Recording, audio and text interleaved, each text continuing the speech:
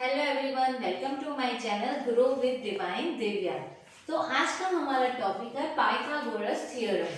ये 4 मार्क्स में एग्जाम में पूछा जाता है। 4 मार्क्स में एग्जाम में पूछा जाता है और ये मोस्ट आईएमपी टॉपिक है।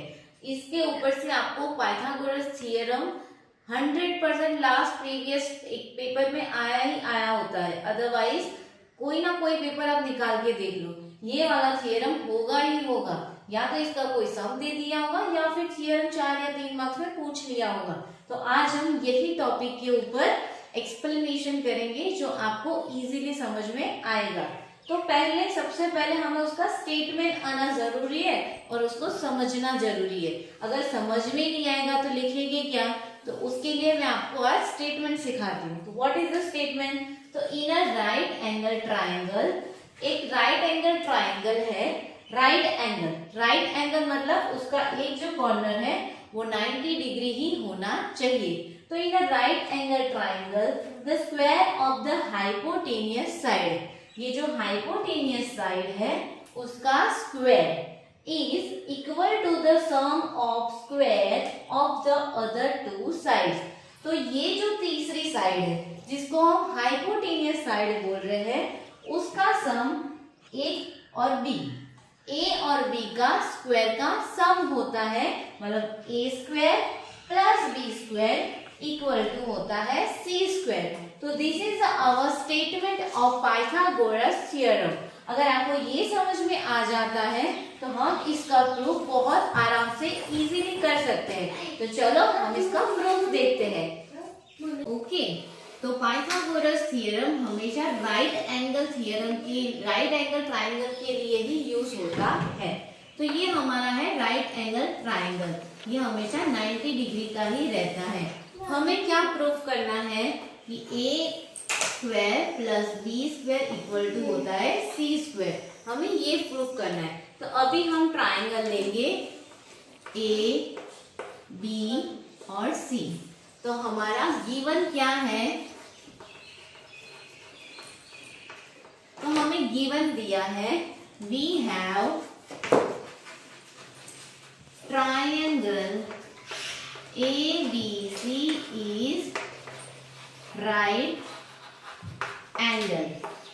तो हमें पता है कि हमारा जो ट्राइंगल ABC है वो राइट एंगल है। हमें प्रूफ क्या करना है?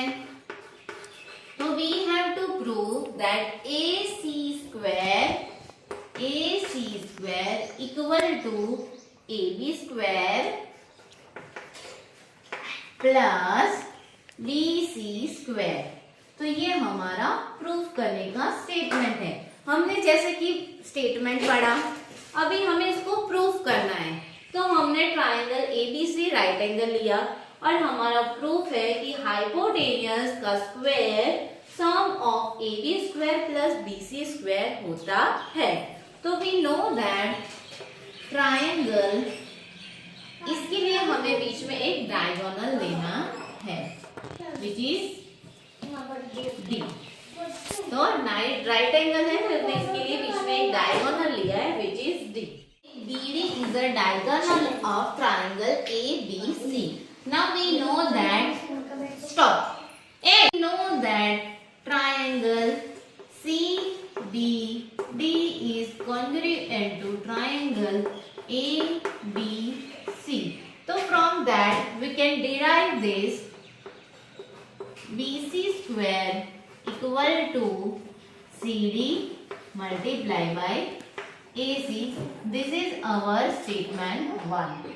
Now we also conclude this AB square equal to AD multiply by AC।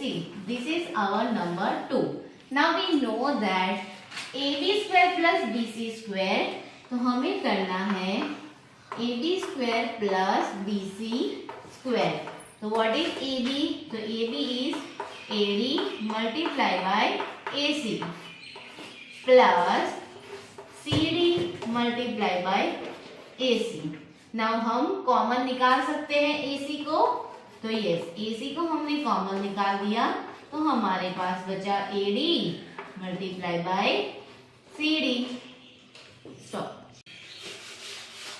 तो नाउ वी हैव AC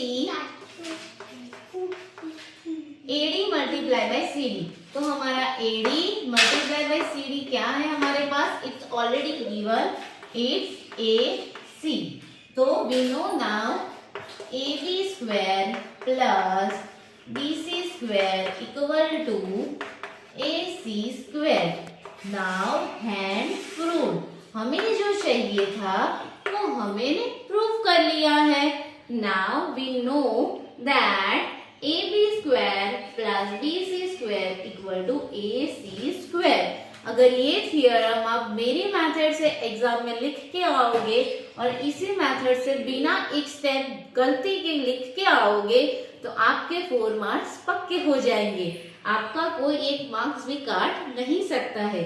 अगर इसी मेथड से प्रिपरेशन करके जाओगे तो स्टैंडर्ड 10th में 50 on 50 आराम से मार्क्स आ जाएंगे।